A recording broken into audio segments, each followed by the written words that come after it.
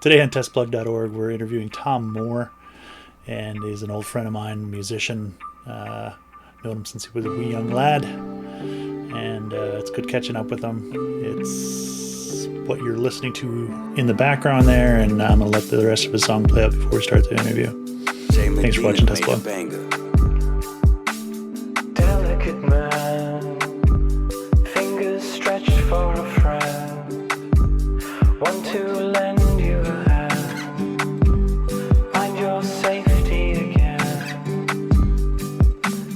Medicine man, is that pen in your hand?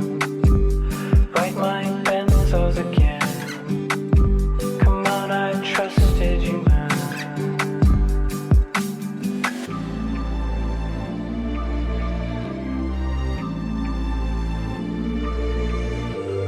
Violent man, drop the gun from your hand. Find your peace in the land. Is there a lump in your hand? Please understand, he was crimped, he was ground, he was thrashing around. Wasn't meant for you now. Breathing, quiet, peace, power.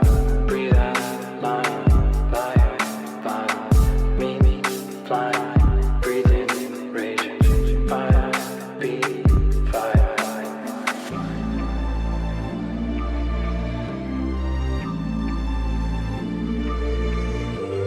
Delicate man, don't drain life from your hand. Clench that fist in your hand. Find your balance again. Breathe in, quiet, peace, power. Breathe out, fire, me, flying. Breathe in, raging, fire, beat, fire.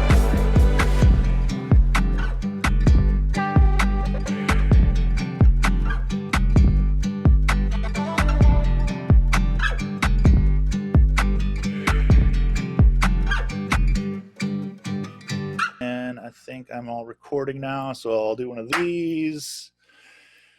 So you're good? You ready? Yeah, I'm good. Yeah. How the heck are you, man? How are you, Tom I'm Moore? good, man. How are you? I'm doing really good. It's been too long. How's the old Baltimore treating you? Baltimore's good. Yeah. How long have I you like lived it there here. now? Well, I've been in the DMV for like 5 years, but then Baltimore, we just moved in January. Okay. Awesome. Yeah. Awesome. I've So spent some time on the East Coast, but never really there. I mean, I think I've driven through it, but that's about it. yeah, it's got all kinds of like, I mean, we didn't know much about it, but moving here now, feet on the ground, we're learning all the different spots, some neat cultural areas and stuff. All Yeah, the spots you like, can't go, yeah, exactly. Yeah. Well, as soon as we moved in, like 3 months later, we were locked down. So, Yeah. but there's some nice parks and outdoor stuff there Nice. too. Yeah. Nice. And has it been a place that you could get some inspiration out of, some thought out of? Yeah. I mean, it's very diverse area, Yeah. like the DMV is just like, we used to live in Silver Spring, which is just north of like the DC border. And just like all the different cultures that are right there is like very much a melting pot. Oh, yeah. So yeah, that's been pretty neat. And, like interacting with some, meeting some new musicians, being here without like kind of the connection I had to the Orlando music scene has kind of forced me to get out there and connect in a different way with musicians. So yeah, it's been good. Nice. Yeah. So how'd you get started in all this? What was as a kid, did you play music? Did you start from a youth? Yeah, I mean, music. I guess my father taught me to play piano when I was young, and jammed with him when I was in my teens. And then, as you well know, we spent many a day jamming with on the soapbox. That was like coming out of high school. Me, Ben Calhoun, Caleb Muller. I think we started that band probably when I was in ninth grade. And and we played together up until 2012, so we were playing together for 11 years. And that's really, when I think all of us kind of came into our own and, writing a lot of songs. Yeah. It's great. Good times. Nice. Are you still using some of that initial inspiration for stuff you write now, or have you gone a completely different path? Or Yeah, I think, definitely a different path. Like I love that. I miss jamming with those guys. I was thinking about it just recently because it was such a creative process, like I think early days we were writing songs, we'd bring songs to the table. Ben would bring a song, I'd bring a song. We'd do our best to like muddle through it. And you'll remember that first album we did together, and that we were talking about the album art before we started recording. And but it was very eclectic. Like we hadn't really found a groove of sound. We really hadn't found what was our own. But there were these moments when we would come together without anything formal in mind. And, Ben would maybe have this lick and, he'd start jamming, and maybe I'd play a bass line, and then Caleb would start playing drums, and you'd create this like real garage band, like meditative sound. And then, next thing you know, it's like, I got something scribbled on the back of a napkin, for lyrics, and it would come together in such a organic way. But creating solo is like a lot different than that. It's more, you're doing most of that work yourself. Gotcha.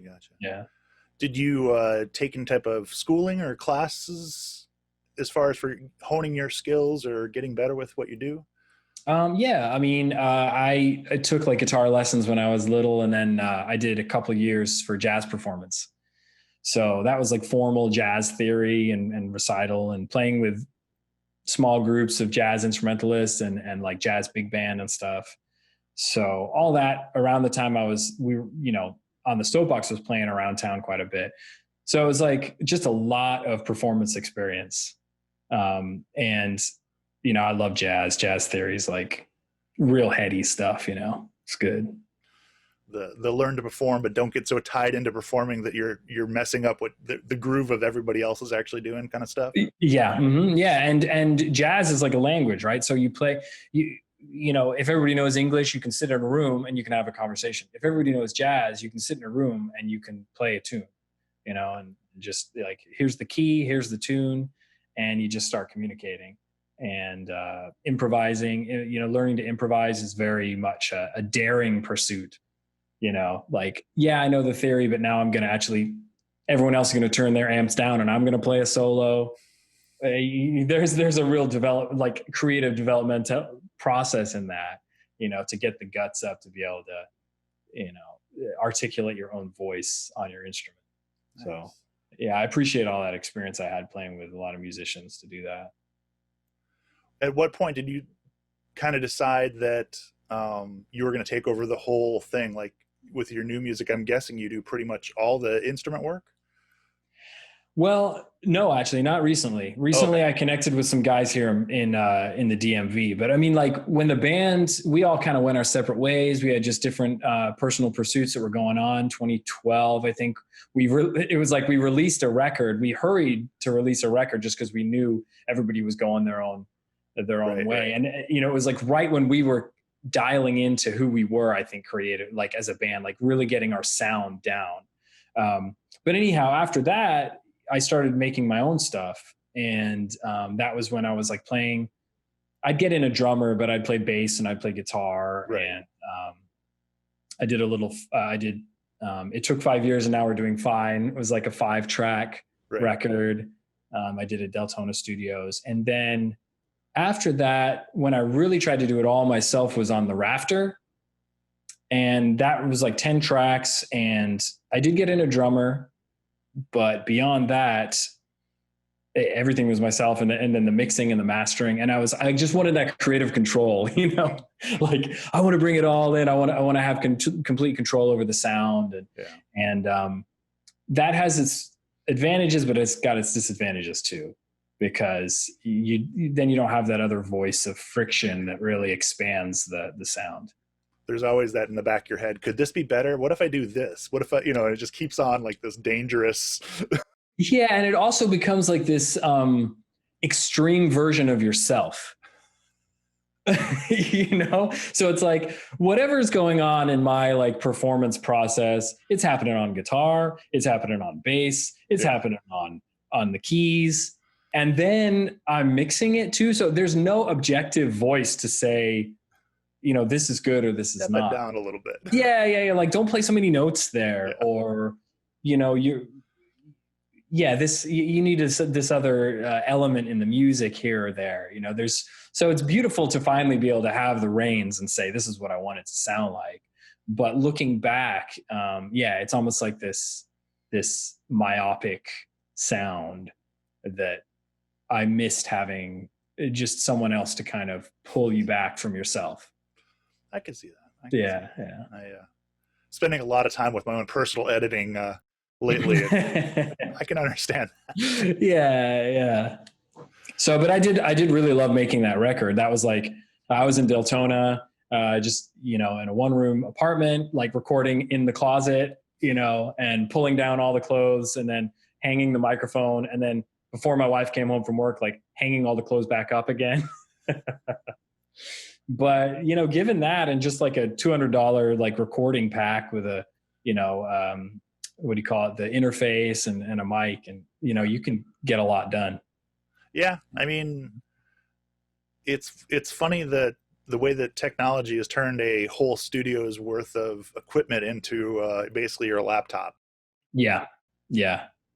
And like that first record, we were working with John Blanche, John Blanche of like, what he did, like, Hotel California, and he did all these records, and he had this enormous board, and it was the vibe, man. It was a real vibe.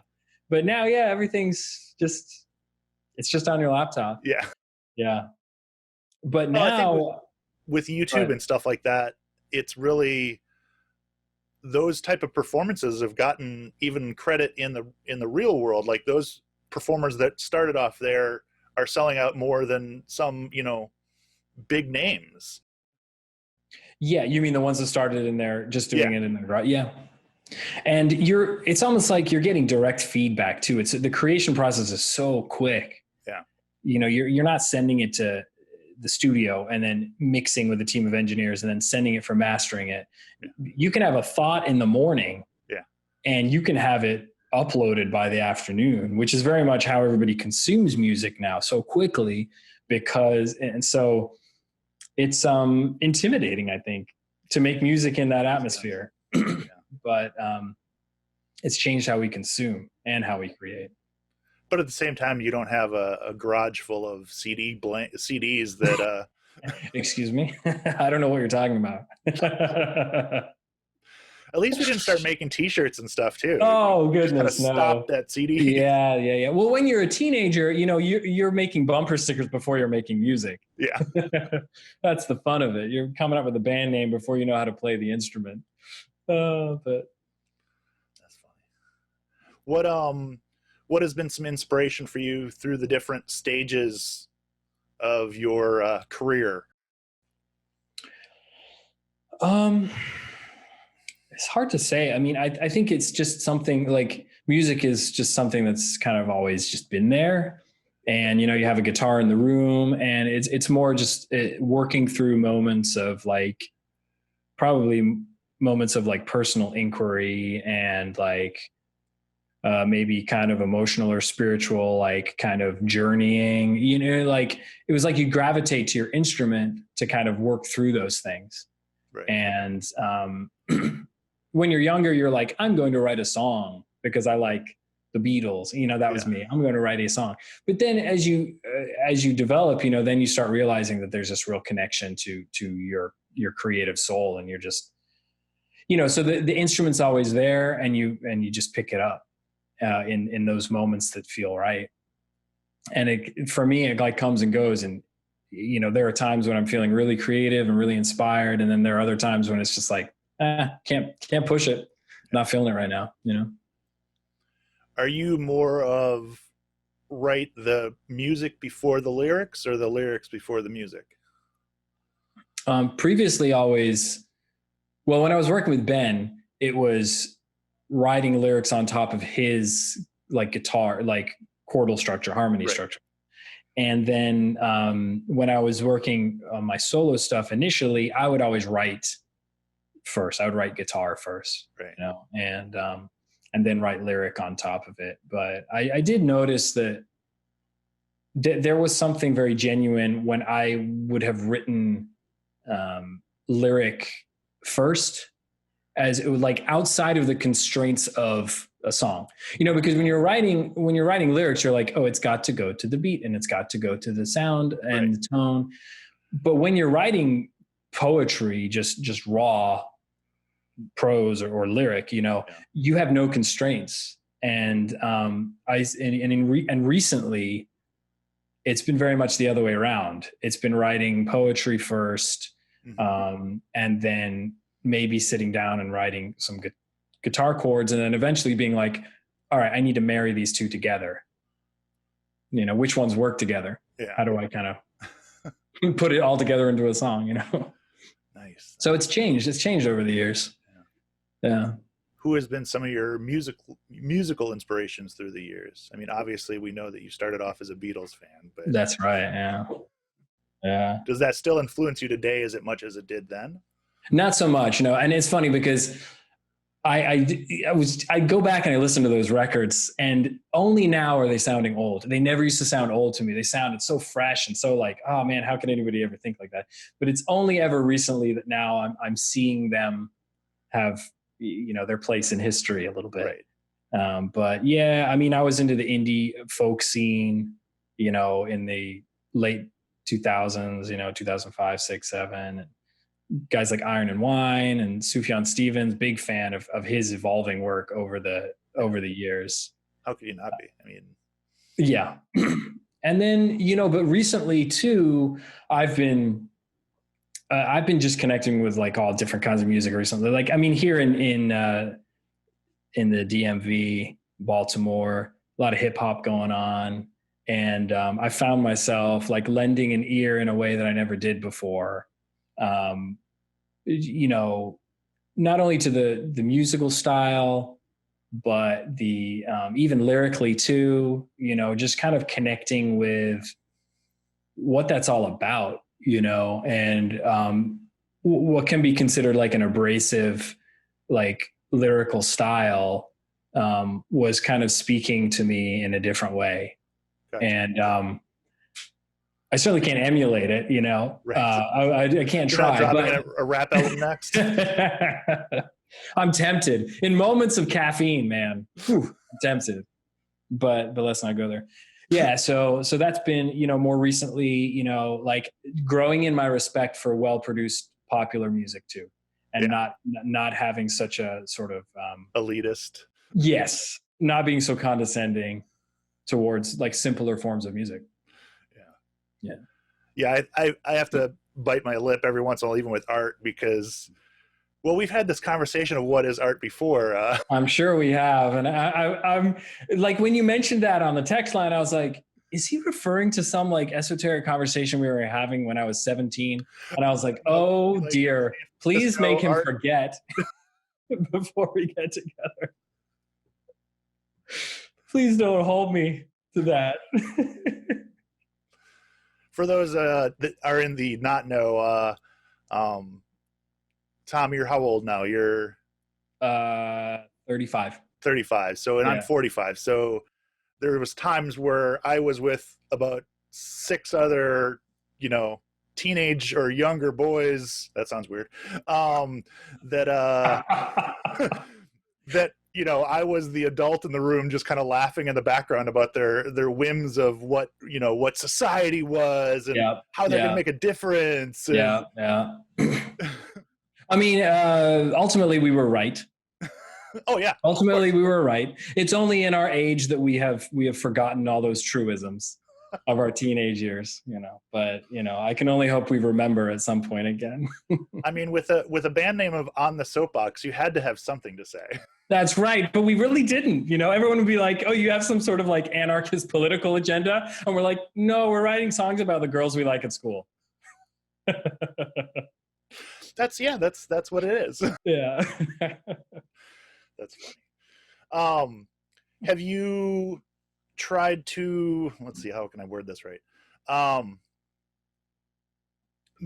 do you not let, I mean, it does influence you obviously, but how do you not let music how do you not copy music, I guess is the easiest way to say it, but like, I don't know a better way to say it because I don't know words. Yeah, you mean like beat like too derivative where you're just like copying something that's already happened. Yeah.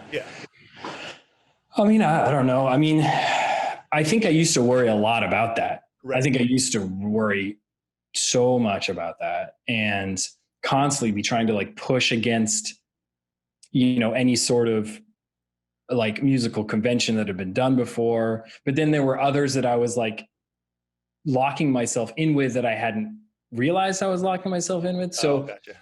So there was this like conflict. I care less about it now.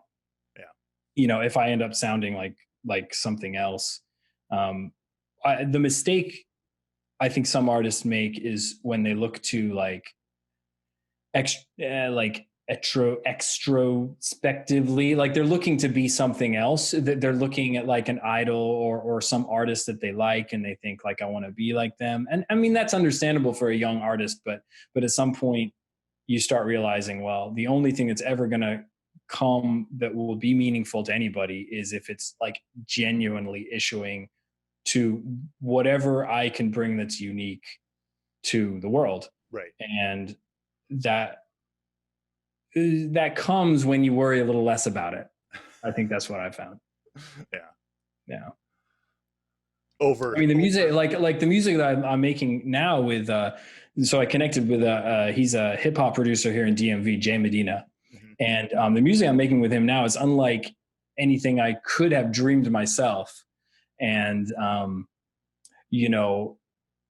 that just happened very organically, connecting with him just very randomly. And like I said, I don't have to worry about it sounding like anything else because, a duo like us is just kind of like, it only happens when it happens, and I'm bringing my history to the table. He's bringing his history to the table, and we're trying to leave room to make something that is really genuine, So I think that helps. Working with someone else really helps too. What have you found as far as like the cost versus enjoyment? So the what you've put into it versus where you find personal pleasure in it. Oh yeah, it's hard. I mean, there are times, I mean, I stopped playing and recording for like 5 years. Yeah. And it was like the worst thing I could have ever done. Like just for my mental well-being. Yeah. I had other things that was going on and I had misaligned my priorities and I just didn't make time for it. Yeah. And it was so damaging to me. I realized coming out of that it's like, nope, this is something that is worth whatever cost to do.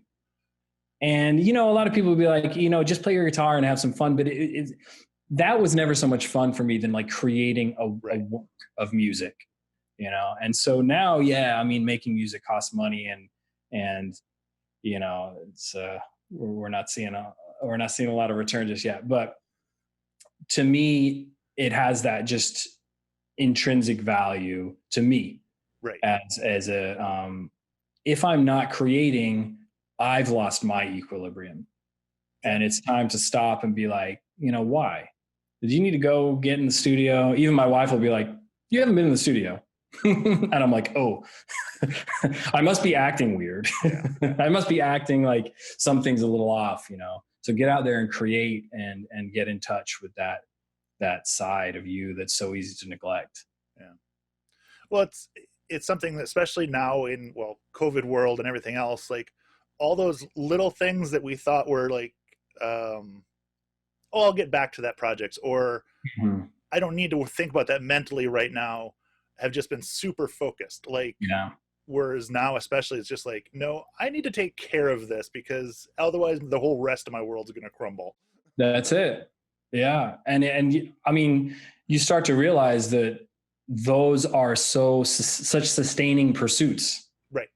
All the things we think of practical reality. And of course we got to do these things, but it's that creative part of us. It's so tied to our like spirit, and you got to find a place for it. And I think COVID has been allowing people, like you said, we have the opportunity to really tap into that, and it will be nourishing while everything else is upset, while everything else is kind of up in the air. Yeah. Have you written your COVID song? Is there a song that you can dedicate to? Oh, I have no COVID song. Well, not like directly. Yeah, like the one where I complain about COVID, you know. The one where I complain about COVID or 2020 or something. Well, just like where like the change of the world is like giving you some inspiration to write something about the way the world's changed. Maybe, I don't know. Yeah, I don't think COVID's done it for me. No, if I did write a song about COVID, it would be some like angry heavy metal song or something. Back to the teen angst of your youth. Yeah, that's what it would be. Yeah. Yeah. We'll do a reunion, a reunion set. You three can over Zoom. I'd love to. We'll sync the audio later. Just play our parts individually. Have you talked to the boys recently? Yeah, I'm in touch. Actually, very recently. I spoke to both of them last week. Nice. Yeah. So yeah, we're in touch. Cool. Yeah, I talked to Caleb a little bit more than I talked to Ben. I've talked to Ben just randomly here and there. But I lived closer to Caleb a couple different times too, so it allowed some connection. Yeah, I mean, creating in a band like that, it's very personal. It's very intimate. You might like pretend that when you're playing a song about something that's personal to you, to an audience, nobody's going to blatantly like ask you, pry into your business and be like, what's that about? Who broke your heart? But when you're with a band, there's no getting around that. Right. Exactly. Like they're going to pretty much hold you to it. Like, what are you talking about in this song? Who are you talking about? Yeah. Who are you talking about? What are you talking about? And so you're kind of forced to be pretty closely connected, pretty intimately connected with a band, especially when you play for that length of time. Yeah. That's awesome. Well, I'm glad you're still in touch with them. Still, you're not I said osmosis. I meant oasis. Oh yeah. No grand feuds. No. Actually, that brings up a separate point though. So I know your sister also, and she went more the physical painting and drawing artistic route, and you went more the music route. Do you guys find that it kind of stems from the same universe, or like? I mean, it must do. Yeah, it must do. I mean, whatever biological predisposition that we have to it, must exist. And yeah, I've never drawn that connection before. But my she's an incredible artist, graphic design and stuff. She's got such a great eye. She really does. And she's helped me on album art and stuff before, right. Put together the images and everything. Yeah. But it probably comes. I could just charge too much, so I couldn't keep working for you. Yeah, exactly. Yeah. So so she's like, but I think we had a creative upbringing. We had a lot of space to be creative, and I think it was encouraged in our upbringing. Yeah. Outside of being forced to do piano, which I don't think any of us liked, but it was like, oh, you have to do piano. But beyond that, there was plenty of room, I think. And what I mean by room is like psychological room, like experimental room and space in our environment to explore our creativity. And failed creative pursuits, which lead you to the ones that stick with you. Yeah. And I'm glad she's hung on to that. She's still doing a lot of design work, and I'm happy she does that. Yeah. Do you think moving to the States at a younger age had anything as far as change of your outlook, or because you were 4 when you moved over? Yeah. But I was raised in a British family who exposed me to British music. Right. And like, there's a lot of American music from around the same time, like in the 80s, but I just didn't even know about until I was hanging out with people in my mid-20s. And the reason for that was because my parents were listening to a completely, like, the British pop charts. Right, exactly. So there was so much literature, Prince, Michael Jackson, that I just grew up with no exposure. And so, that it's got to affect my creative process. And so many people say, oh, you sound British when you sing, and I know that's just because the only artists I ever listened to growing up were British artists. Well, I didn't know that till I went into Deltona Studios, and the guy was like, have you ever heard of Gilbert O'Sullivan? He's this like, obscure 70s, like folky, like ballad singer.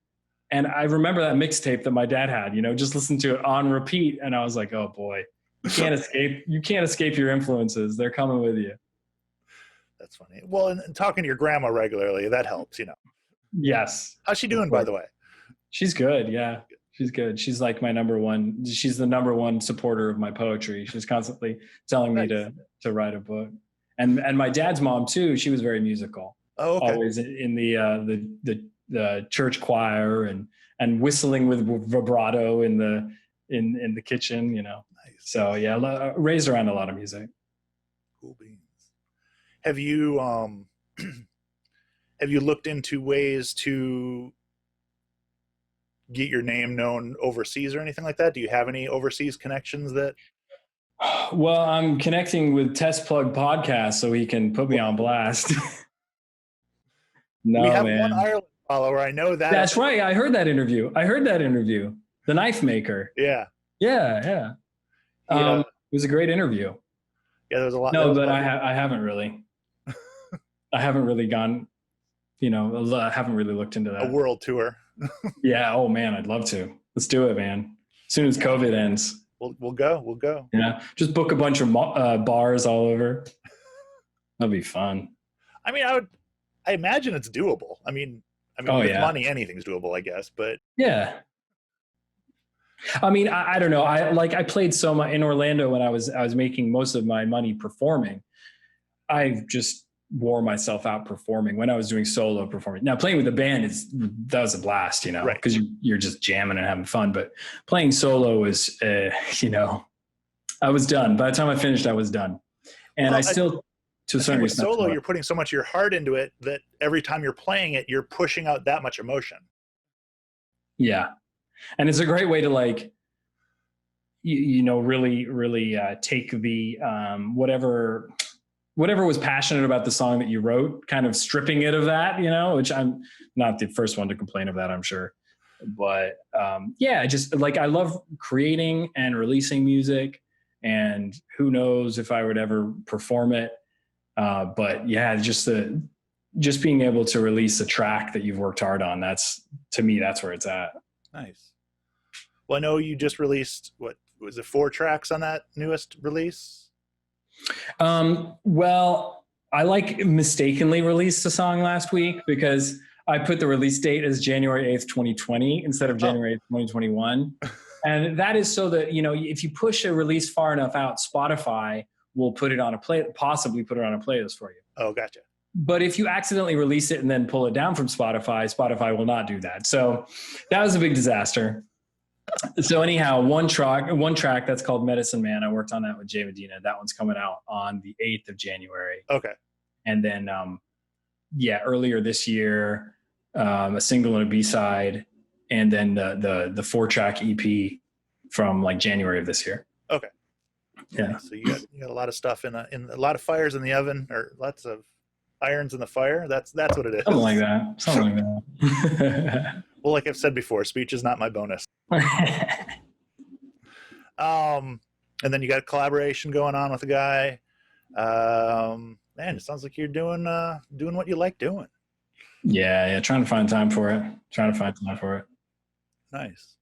Well, is there anything else otherwise new coming out then, or any other? Just stay tuned for that. Hopefully trying to release singles. The great thing about releasing singles is you can do it so often. And again, that's kind of the way that things are going now. So we got a couple tracks in the fire for early part of next year. So keep an eye out for that. Yeah. It's pretty much it. Any videos or any, That's what everyone keeps asking me. I'm open to it. But Well, I can't, I mean, not that you can't do it right now. You just have to choose your setting and choose your yeah, play. do it with a mask on. Yeah, exactly. You don't have to worry about lip syncing correctly.